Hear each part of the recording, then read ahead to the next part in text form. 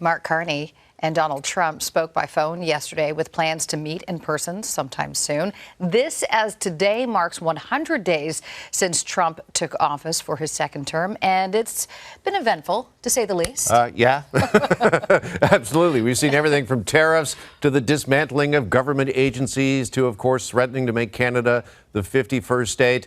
Let's bring in Global's Jeff Semple. He is in Washington for us this morning with the latest on this. Jeff, good morning to you. There's been, of course, a lot of Trump talk on this side of the border, but let's start there in the U.S. What are opinion polls? What are they saying? How are Americans feeling about Trump 100 days in? Yeah, good morning, Jeff. You know, new U.S. presidents typically enjoy a bit of a honeymoon period for their first 100 days, usually see a surge in the polls. But Donald Trump appears to be bucking that trend. We've seen a flurry of opinion polls conducted in recent days leading up to this 100th day that show Donald Trump with historically low approval ratings. Ipsos poll, for example, putting Donald Trump's approval at around 39%. That is down 6 points since February, the lowest that they have ever seen since they started conducting polls like this decades ago. Americans seeming particularly concerned about Trump's handling of the economy. Now, Donald Trump has been out on Truth Social calling these fake polls. His supporters would point out that pollsters haven't always done the best job of gauging public support for Donald Trump. And it's also worth noting that Donald Trump is not alone. Democrats are also extremely unpopular, according to the polls. So too are members of Congress, Americans generally feeling pretty pessimistic at this point, with the majority expecting this country to be heading into a recession this year.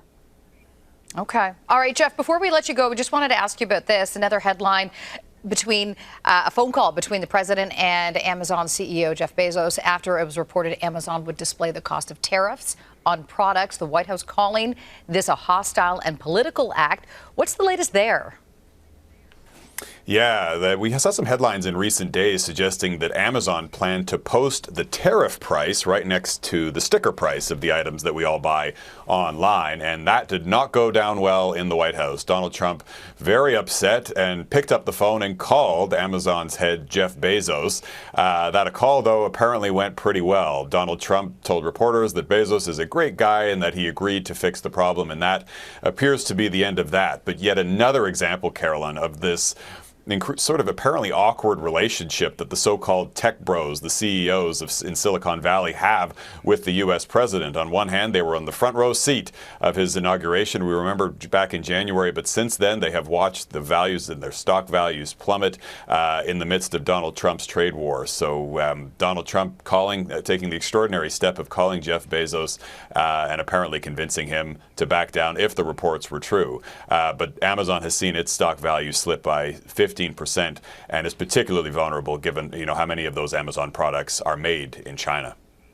All right, Jeff Semple for us in Washington this morning. Jeff, appreciate the reporting as always. Thanks for this.